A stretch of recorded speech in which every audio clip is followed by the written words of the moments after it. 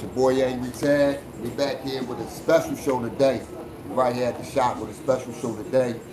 We're here to interview world, world and Philly renowned and well known Rob J from Uptown, known around the neighborhood.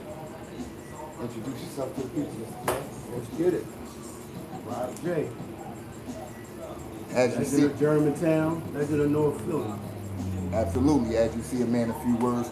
So we're gonna get right into it, man. As you know, we talk about a lot of sports, and one of the sports that we haven't talked about, but we would love to get into, which is, in my opinion, a sport that really is synonymous in the black community, and it's a really good sport and a really good game to be played. We talk about the game of pool.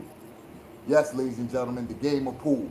And here we have Rob J, who's, like I said, one of the most well-known pool players in the city. And I just wanted to get some of his input on the game itself and a little bit about when did he get interested in the game of pool. So we're gonna get right into these questions, Rob J. I'm gonna call him you know what I mean, because that's what I call him. You know what I'm saying? So what started your interest in the game of pool? Yo, I played ball all my life. I got to the point where these knees start. Chose another thing to play, pool, which is not really, you don't take a lot of athleticism to pool, you know what I mean? But it's a skillful game, you know what I mean? It's fun. And for the most part, I started gambling, you know what I mean? But I was good at it. Okay. Currently, I'm a member of the APL and the APA. APA is the amateur, probably because the American Pool Players Association. Okay. The largest pool league in the United States. Now, with that being said, ladies and gentlemen, you see how big this game is. You know, what I mean, this thing goes worldwide, and I used to watch pool a lot on sports channels, specifically ESPN. I was always interested in the science and the thinking, the mentality of a pool player. Could you get in without giving some of your strategies away to how you have to really think the game and what it takes to really analyze a pool team? It's almost like chess. Okay? It's skillful, it's strategic. Okay? A lot of people think it's just you break the balls and you choose either high or low or colors or stripes, solid or stripes rather. But it's that, but it's not that. You know what I mean? A lot of people think that, you know what I mean, I could beat you because I ran all my balls. But it's skillful. I mean, it's strategic. It's positioning yourself. You know what I mean? It's similar to like golf too. Okay. So now, with that being said, and you said it's more like chess. So let's say, in a tournament, like, is there ways that you could block your opponent, like, or stop your opponent from shooting a certain ball? Well, actually, when you shoot, if you break the ball, you want to get out. Okay? So what you do is, what I do, and what a skillful pool player would do, would look at the table and see which balls he's going to choose. Once you choose the balls you're going to shoot, you look at what shot you want to shoot first, right? And then you determine what your next shot will be. Instead of just hitting the ball and the cue ball goes anywhere, and now you got to think of where you're going to shoot. And that's what a lot of people that don't really know how to play pool do. They shoot the ball and then wherever the cue ball lands, they got to look for the next shot. Skillful players going to position the cue ball for their next shot. Now, you come into a situation where you stuck yourself where you can't get to your next shot. You work that cue ball somewhere to hide your opponent from getting a shot. Now, for our novice pool players out there, or people who haven't really played the game or are interested in playing the game, when you do that method that you just explained to us, as far as the angling the cue ball, what is that called? Well, or what do you call it when you call that shot, specific shot? Okay, if you're playing in a tournament, see, playing in a tournament is different from just playing a regular pool in a pool hall or a bar. You know what I mean? In a bar, it's a different move.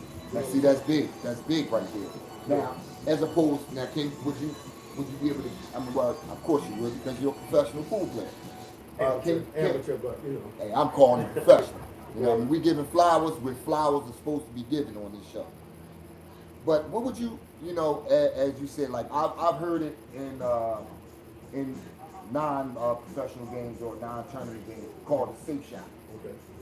Are you required in a tournament to do the same? Like you said, explain to us, I guess, the difference between tournament style play and as opposed to a regular ball. Well, safe shot, it's a safety. A safe shot means you're not calling a shot. Okay. So, but you in tournament, you have to hit your ball.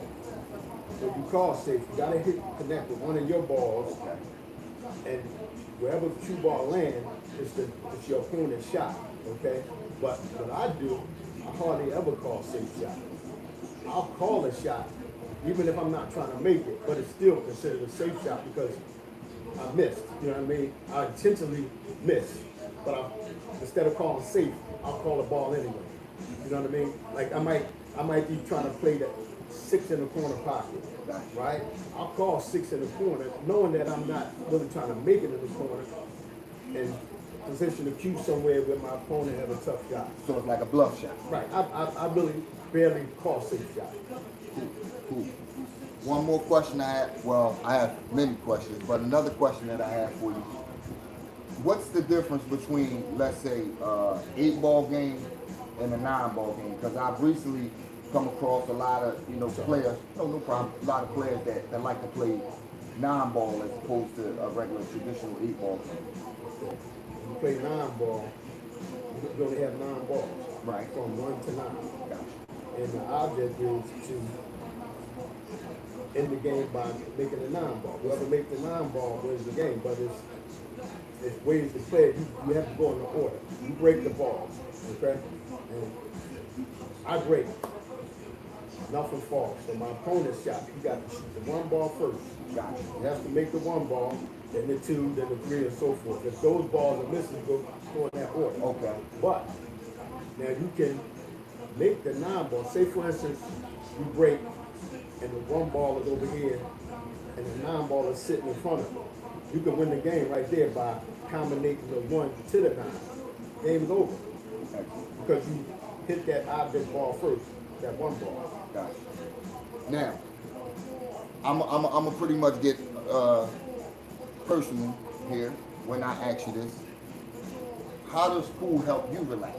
Because a lot of people I hear, and even with me trying it myself, I feel as though when you're in that setting one-on-one by yourself playing, it tends to give you a relaxation. Is that true when it comes to you as far as the game of pool? Yeah, to me it is because it's a skillful game. Okay, just like chess. You know, if you play chess, you're thinking. You know what I mean? And like I said earlier, no athleticism involved in it at all. Nothing strenuous about it. You know what I mean? Your mind is just on that game. And see, another thing why I link it to like golf. When you playing pool, you're not only playing your opponent, you're playing the table also. Good point, right there. You know what I'm saying? Because Good point. in the pool leagues, we may go to this bar to play. Never played here before. You don't know how that table is. You know what I mean? That table the rails might be tight. You know what I mean? The rails might be loose. You used to play on your home table. So it might not roll the same. So you got to get the feel of that table. You know what I mean? It could be off. It might not be level. Now, in your opinion, do you think the game of pool gets recognized as it should in today's, as far as the sport that it is? Because I recognize it as a sport. I've seen tournaments on ESPN, like I said, and like I've always respected it because it takes a lot of skill. And I know you say it doesn't take skill of an athlete, but you still got to be able to move at the skill of the brain. To move that table. Steady hand. Steady hand-eye coordination. If you ain't got the hand-eye coordination, which I never had, I got 1 week left eye, so I'm shooting. Like, no. But with that being said, like you explained to us how relaxing the game is in today's climate. Are there many pool tournaments that because the bar scene is shut down. Let's face it, COVID did a number on it, so you really don't have a lot of pool tables or places that you can play? Well, I beg to differ Okay. because I play now. And see what it is, in our neighborhood, in Philly, most of the bars shut down. Right. Most of them. It's probably 3 in our neighborhood. Gotcha. Okay? And a couple of years ago, I played in bars around here. You know, what happens is you join a team, and you set up a team, and then you go find a bar in the neighborhood that will sponsor. You know what I mean? And so you make that your home team. Okay, so now that, you know, there's none in this area, I play in the Northeast, you know? Ooh. But, Now, with that being said, if you can, I'm sure you're on a team right now. of course. If you would like to educate the people on your team and what you guys' record is right now? Oh, right now the season just started, so we're in a new session right now. So right now, 2-0. 2-0. Now, when in a team setting, if you can explain that to the people, how does that go? Is it like, okay, you have a guy that breaks, you have a guy that shoots? How does that go? Each team is comprised of over 5 to 8 players. That's 8 ball. Wow. Okay? And the object of it is the first team to win 3 matches. Okay. Win that tournament for that week. Nice. Now, each player has their own skill level. Okay. That's called a handicap. You know what I mean? It's from 3 and 7. I'm 5. I was a 6. You know, I'm ranking it down. But how that works is, say for instance, I'm the home team, you're the away team, right? What happens is we lag. Lagging is when you take each player take a ball and you shoot it to the rail. The first one get closer to the rail. Whoever get closer to the rail, that's who breaks. Gotcha. Okay? So now we win the break. We break. Okay? Before we start, we look at the sheet. You might have 2 7s on your team, a 6, a 5, or 4, or whatever case may be. Okay? It's my put up because, well, it's not my put up, but it's my choice to decide who puts up first, myself or the other team. So I usually let the other team put up first. Okay? To see who they gonna put up, what number they gonna put up. So if I win the break, it's my choice. All right, y'all put up. Gotcha. Okay? You may put up 5. Okay. Right? That means a 5 gotta win 4 games. Okay. Okay? You put up a 5. And each team, you know, we've been playing so long, we know each other. It's like basketball. You know your opponent. Yeah, you know your It's opponent. like a rivalry thing. Right. So you put up a 5. I might put up a strong 4. Okay. A 4, we gotta win 3 games. Gotcha. Okay, so they go at it. You know what I mean? The best out of, you know what I mean? You gotta win 4 games, I gotta win 3 games. I win my 3 games first, I win that game. Right. Right? Then the next. So now we put up, y'all put up first, so now it's I'll put up in this next match. Okay. I might put up a 3. 3 gotta win 2 games. Opposed to whatever, you know, you might put up a number 3. So that means they both have to win 2. Gotcha.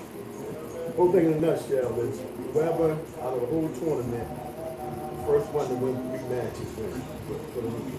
Gotcha. See? And, you you know, educate they do. but there's more to it. The score team. The score team.